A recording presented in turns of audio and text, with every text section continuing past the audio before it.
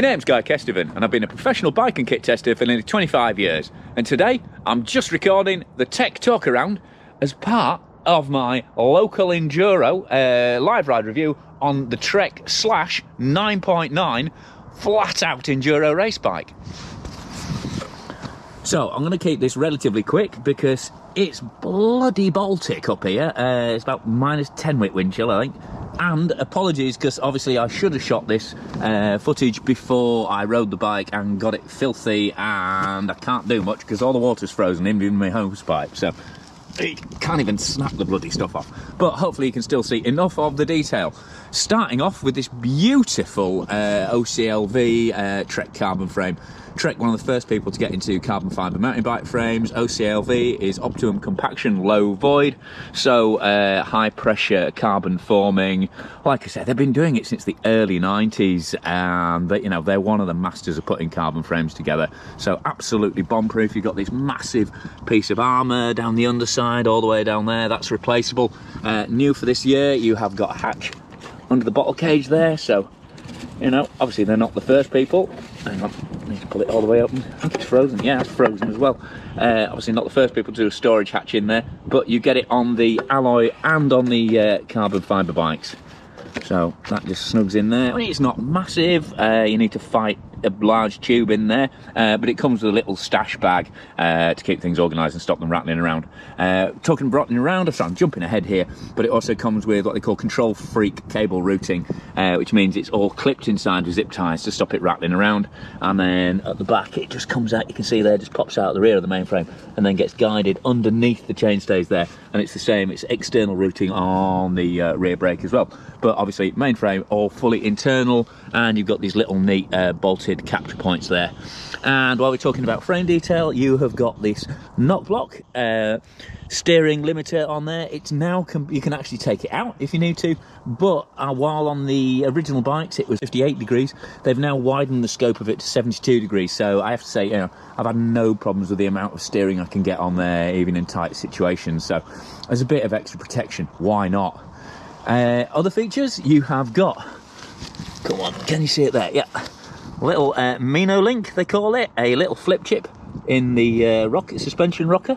And again, Trek, one of the first people to start doing that. I can remember them doing that very early 2000s. And that gives you a ½ degree change in geometry and a few mil difference in ride height. And then at the back, you've got what they call the ABP pivot. And that means that the rear pivot is actually coaxial to the rear axle. So rather than it being on the chainstay or on the seat stay, it's banged through the centre of the axle. And that helps isolate the braking and the pedalling motion from the suspension. And the real big news on this bike is this, in terms of suspension, is this unique RockShox Super Deluxe Ultimate through shaft shock. And it's a really, really cunning system whereby the shaft actually drives all the way through the damping oil. And there's no pressurized IFP in there, kind of changing the way that the shock works. It's very, very consistent, very, very controlled, and you can really feel that in the ride. I mean, this thing is an absolute bomber.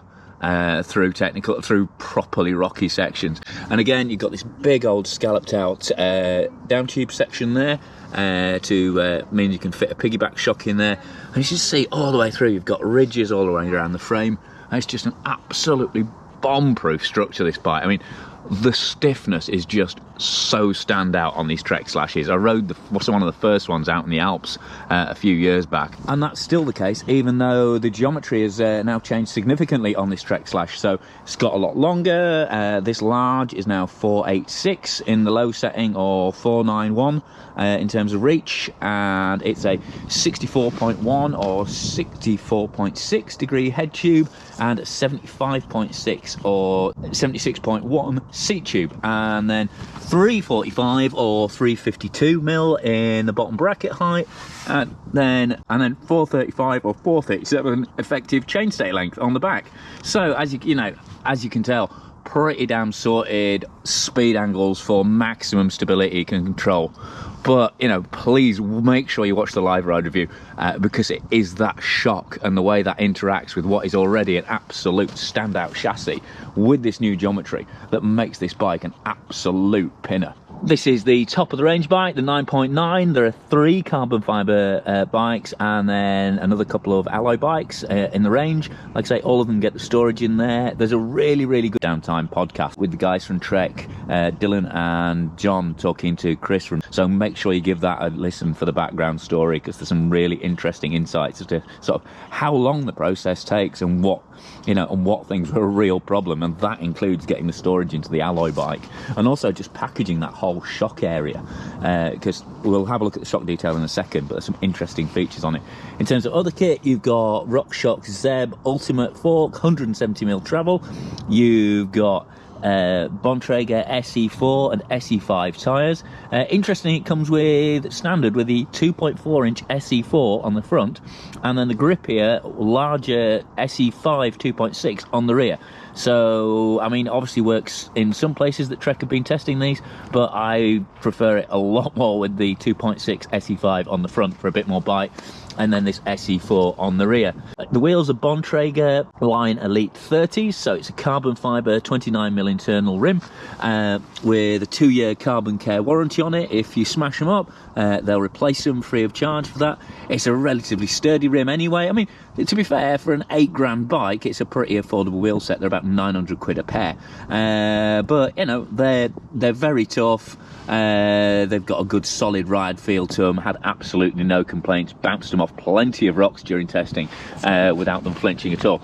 And then on the back, you've got a really fast reacting rapid drive 108 hub. And because of the way the kinematics set up on the suspension, that means it doesn't cause any choking problems either. Going to the transmission, you've got SRAM X01 chainset, dub crank. In there somewhere is a threaded bottom bracket, which is obviously a big practicality boost compared to press fit. You've got a proper MRP chain guide and sump guard there. You've got SRAM X01 rear mech. You've got a 1052 cassette. And then up on the bars, you've got the shifters, obviously, and code RSC brakes. Bars, just a bit of an explanation needed here. These are actually a carbon bar I put on myself because for some reason the bike came through with a 760mm bar on initially, and it should come with an 820. So these are 800mm stunt bars I've put in there just to get the correct handling feel. And I've put these entity grips on as well. Because it came with some Bontrager grips which had a metal end cap on them, and I ate a metal end rib on the end of the bars, so I just grabbed these out of the spares box just to give the outside of my palms a bit of a break. But you're getting the code RSC brakes are correct spec. You know, you're getting reach adjust, you're getting bike contact adjust, and you're getting 200mm rotor on the front for maximum stopping power. You know, yeah, I have to say, my favourite gravity brake in terms of control and sensitivity and consistency. Absolutely love those stoppers. And then you've got lever there for this 170mm stroke 34.9 diameter Bontrager dropper post, and 34.9 obviously really big diameter there, extra large seat post, and that means they can run a really big shaft. You know, it keeps the post stiffer, especially in these long shaft extensions, so it should last better over time. And then topped off with a Bontrager saddle. So just flip the bike around so you can see the detail on the shock better, and as you can see, not only is it this unique through shaft design where the shaft goes all the way through, so it needs this really long body on there to give it the room for the shaft to push all the way through rather than just compressing that IFP to get that extra oil consistency, but you're also dealing with an offset piggyback reservoir on there, and it's oversized for even more damping fluid for those longer, you know, I mean, this is a proper pro enduro race bike. Reece Wilson, the current world champion, rides a Trek. The Trek Remedy before this, the Trek Slash now, you know, they've got serious gravity experience at the top level, and that's built into this Slash enduro bike, as you would expect. And also you can see here, you've got this little, I mean, not only has it got the standard sort of climb position, but also, if you're looking close here, you've got plus, 0 and minus. Oh, my fingers are so cold, apologies for this. And those are subsettings for the low speed compression. So basically the shock is tuned to give a really good all-round balance in terms of compression, in terms of support but sensitivity, and then you can increase or decrease that initial sensitivity and then the amount of support you get off the top of the shock just by moving it to a plus or minus setting. And it does give a really properly distinctively different feel to the bike.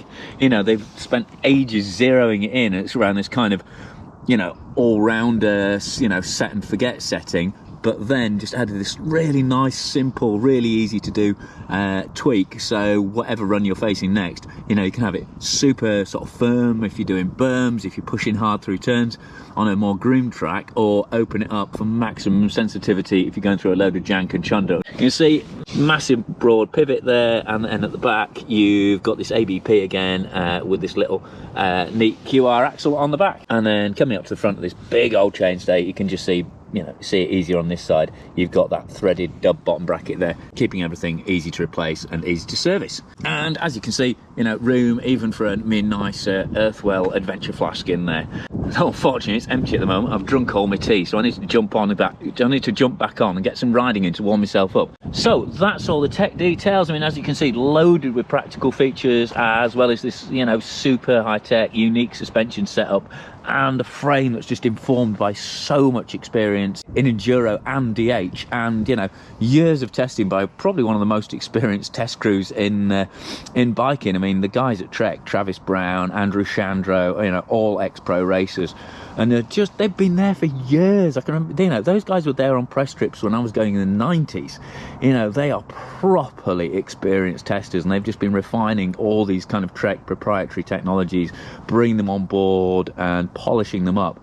And this bike is just a brilliant showcase of how good Trek are at producing suspension bikes. It really is absolutely outstanding speed machine. One of the things they said when they were doing the testing, the longer they made it and the more travel they gave it, it just got faster and faster with no appreciable disadvantage. Even with a fairly robust tyres, front and rear, big old 170mm fork, it's still only 14.6 kilos in this large before you put the cage on and before you put the pedals on and the crud guard up front. So, you know, it's still not a bad weight. There's certainly a lot heavier bikes with less travel in this category. So that's the tech talk round. Hopefully that's given you an insight into some of the detail and sort of up close look at the bike. Sorry it's dirty. I mean, Trek have absolutely beautiful static photography, normally done by Sterling Lawrence. You know, top class photographer, lights them beautifully. So if you want to see a really, really pretty picture of a Trek Slash, go on the Trek website, and obviously go and see your Trek dealer if you want more details on the bike and how you can get one. But any other questions you want to ask me, please get busy in the comments below, and obviously please watch the live ride review. That's when I try and bring these bikes alive and really talk you through how they ride live on the trail. But thanks very much to Trek for sending me the Slash 9.9 for test. Thanks to them for supporting this video as well. Thanks to my Patreon subscribers who give a small monthly amount towards the channel, and they get exclusive, extended and behind the scenes edits as a thank you. So their names are scrolling up on screen now, and if you really like what I'm doing, please consider joining them with a very small monthly pledge, which helps support the channel. But make sure you click for notifications, subscribe, and give this video a thumbs up if you've really enjoyed it. But for now, I've been GuyKestv on GuyKestv TV, freezing my nuts off, talking about Trek Slash 9.9 flagship, flat out fast enduro racer.